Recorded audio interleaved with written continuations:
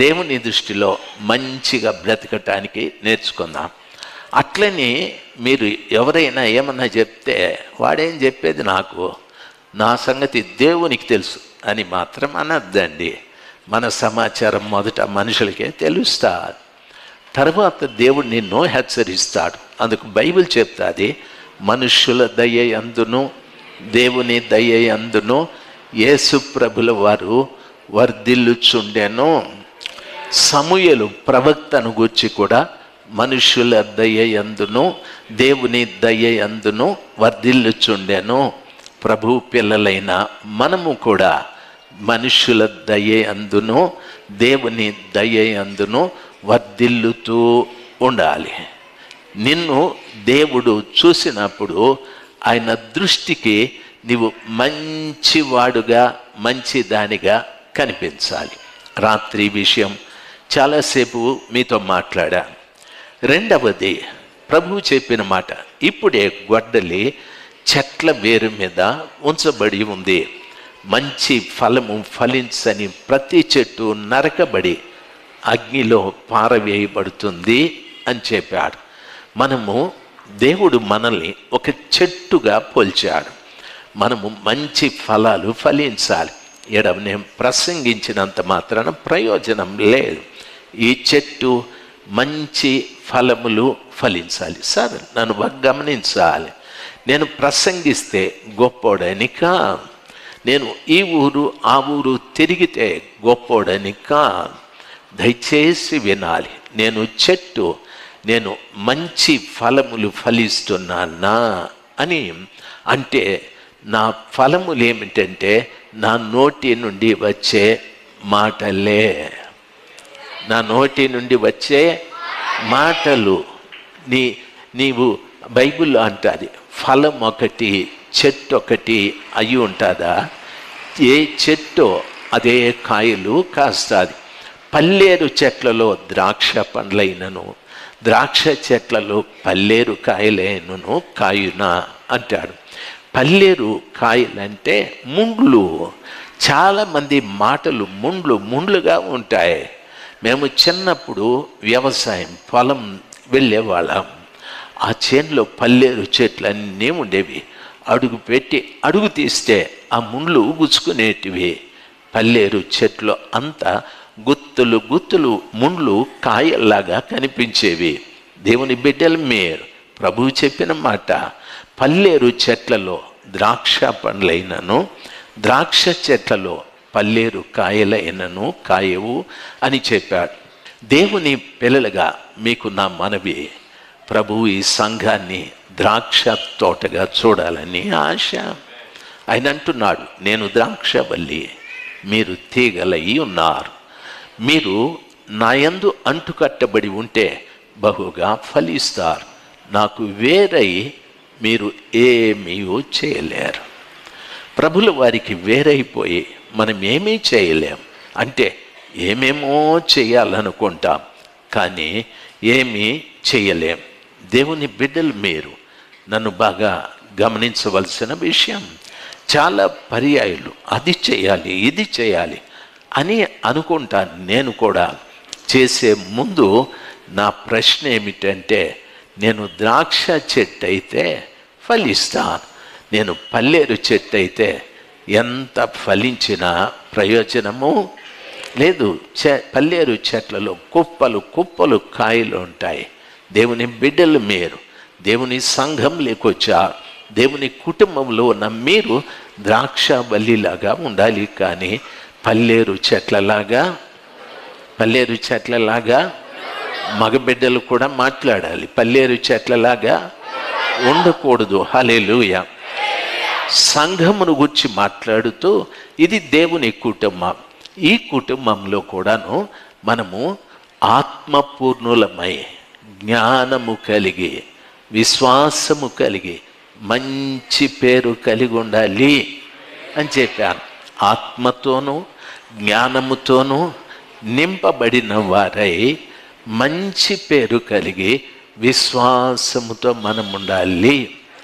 సంఘంలో మనల్ని చూసి అందరూ ఈ అన్న మంచివాడు, ఈ అక్క మంచిది అనే పేరును సంపాదించుకోవాలి. దయచేసి గమనించవలసిన విషయం, చాలామంది నేను మంచివాడా చెడ్డవాడా అని వివేచించరు.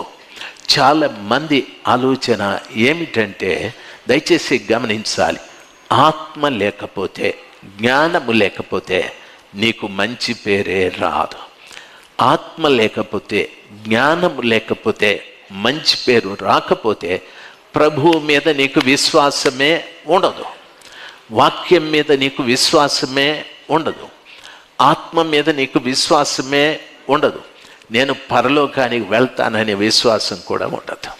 మొత్తం విశ్వాసము పోగొట్టుకున్నటువంటి వ్యక్తిగా నువ్వు జీవించవలసి వస్తుంది. సరే, నేను మళ్ళా రిపీటెడ్గా ఈ మాట చెప్తున్నా. బైబిల్ సెలవిస్తుంది, సంఘంలో ఉన్న ప్రతి బిడ్డ మంచి పేరు సంపాదించుకోవాలి. మంచి పేరు ఎప్పుడు వస్తుందో తెలుసా? ఆత్మతో నింపబడి, జ్ఞానముతో నింపబడిన తరువాత మంచి పేరు నీకు ఉంటుంది. ఆ మంచి పేరు తరువాత నీకు విశ్వాసం నీలో అభివృద్ధి చెందుతూ వస్తారు. విశ్వాసం ఎందుకు? బైబిల్ సెలవిస్తుంది, విశ్వాసము లేకుండా ఎవరు దేవుణ్ణి చూడలేరు. హల్లెలూయా. విశ్వాసం లేకుండా ఎవరు దేవుణ్ణి చూడలేరు. నేను ప్రసంగించినంత మాత్రాన్ని దేవుణ్ణి చూస్తాను అనేది శుద్ధ అబద్ధం. దేవుడు ఒక పద్ధతిని పెట్టాడు. ఆ పద్ధతి ప్రకారంగా నేను జీవిస్తేనే ఆ కృపగల దేవుణ్ణి నేను చూడటానికి అవకాశాలు ఉంటాయి. బైబిల్ సెలవిస్తారు, మంచి పేరు లేదంటే పైన చెప్పబడిన ఆత్మ కానీ జ్ఞానము కానీ ఉండదు, కింద చెప్పబడిన విశ్వాసం కూడా ఉండదు. వీటి గురించి వాళ్ళకు ఆలోచనే మాట్లాడాలి, ఆలోచనే ఉండదు. దయచేసి గమనించాలి. ఒక కిరాణా కొట్టుకు మీరు వెళ్తారు, ఏదో కొనటానికి వెళ్తారు. అందరూ ఒకే వస్తువు కొనటానికి వెళ్తారా? వాళ్ళకి ఇష్టం వచ్చిన సరుకులు కొనటానికి వెళ్తారు. ఏమండి శెట్టి గారు 1 కేజీ చక్కెర ఇవ్వండి అంటాడు. పక్కోడు చూసి, శెట్టి గారు నాకు కూడా 1 కేజీ చక్కెర అంటాడా? వాడేదో చెప్తాడు, 2 కేజీలు ధనియాలి అంటాడు. ఈయన్ని చూసి నాకు 3 కేజీలు ధనియాలి అంటే ఇంటికి వస్తే అమ్మ జయ మంగళంబు పాడారే అని మనకి ఏం మంగళం పాడాలన్నా మంగళం పాడేస్తుంది. నేను చక్కెరకి పంపిస్తే ధనియాలు తెస్తామంటారా నువ్వు అని బాగా అరుస్తుంది. అవునంటారా కాదంటారా? మనం దేన్ని కొనటానికి వెళ్తామో దాన్ని కొనుక్కోవటానికే అక్కడికి వెళ్ళినప్పుడు ఏం తీసుకొని వెళ్తాము? డబ్బులు తీసుకొని వెళ్తాం. డబ్బులు తీసుకొని పోకుండా శెట్టి గారు 10 కేజీలు చక్కెర, 20 కేజీలు బియ్యం, గోధుమ పిండి 30 కేజీలు మొత్తం ఆటోలో ఏంది బాయ్ అంటే శెట్టి గారు నిన్ను వదులుతాడా? ఆ ఆటో కూడా పెరుక్కొని పోరా, మొత్తం డబ్బులు లేపోరా. శెట్టి గారు ఆటో నాది కాదంటాడు, సరుకులు కూడా నీకే అంటారా, వెళ్ళిపోమంటాడు. డబ్బుతో మనం వెళ్తాము. హల్లెలూయా. మరి మందిరానికి ఎందుకు రావాలి? దేవుని జ్ఞానమును సంపాదించుకోవటానికి. మందిరానికి ఎందుకు రావాలి? పరిశుద్ధాత్మతో నింపబడటానికి. దేవుని మందిరానికి ఎందుకు రావాలి? మంచి పేరు సంపాదించుకోవటానికి. హల్లెలూయా. యాకోబుకి చాలా మంది కొడుకులు ఉన్నారు. అయితే ఒక కొడుకు మంచి పేరు సంపాదించుకున్నాడు. ఆయన ఏమైనాడు? దేశంలో, పరాదేశంలో, కనానులో ఉన్నటువంటి ఈయన మంచి పేరు సంపాదించుకున్న కారణాన ఆ కృపగల దేవుడు ఐగుప్తు దేశంలో అతన్ని మంత్రి పదవి, ఫుడ్ మినిస్టర్గా దేవుడు చేసేసాడు. హల్లెలూయా. మంచి పేరు ఉంటే వితౌట్ ఏ విధమైనటువంటి ప్రయత్నాలు లేకుండా దేవుడు అమాంతంగా నిన్ను పైకెత్తుతాడు, అమాంతంగా నిన్ను హెచ్చిస్తాడు. ఆయన ఏ విధమైన ప్రయత్నము లేకుండా మంచి పేరు నీకుంటే దేవుడు దేశంలోనే ఒక ఉన్నతమైన స్థితిలోనికి ప్రభుల వారు నిన్ను తీసుకొని వెళతాడు. హల్లెలూయా. ఆయన్ను పైకి పోనీయకుండా సాతానుడు చాలా ప్రయత్నాలు చేశాడు. అతన్ని బానిసగా పంపించాడు. అక్కడ బానిస నుండి పోతిఫర్ భార్య ద్వారా ఒక భయంకరమైన కేసుతో జైలుకు వెళ్ళాడు. జైలుకు వెళ్ళిన ఆయన అక్కడే యావజ్జీవ కారాగార శిక్ష. అయితే అక్కడ దేవుడు ఒక సహాయం చేశాడు. కలల భావాన్ని చెప్పే కృప ఆయనకి ఎప్పటి నుండినో దేవుడిచ్చాడు. అక్కడది ఉపయోగపడదే. అతడు వెళ్ళి రాజు కనిన కల భావాలు చెప్పాడు. రాజు అంటున్నాడు, ఏమంటున్నాడు తెలుసా? ఇతని వంటి దేవదూతల ఆత్మ కలిగిన వాడు ఎవడు లేడు. ఇతడికి దేవదూతల ఆత్మ ఉంది అని చెప్పాడు. మంచి వానిలో ఏముంటదంటే దేవదూతల ఆత్మ ఉంటుంది. హల్లెలూయా, హల్లెలూయా. దేవదూతలు ఎప్పుడన్నా కొట్లాడుకొని చూసినారా? దేవదూతలు ఎప్పుడన్నా ఫైటింగ్ చేసుకున్నట్లు యేసు ప్రభు దగ్గరికి పోయి, ప్రభువా ఈడు నన్ను కొట్టినాడు అని ఎప్పుడన్నా దేవదూతలు చెప్పుకున్నారా? మాట్లాడనరా?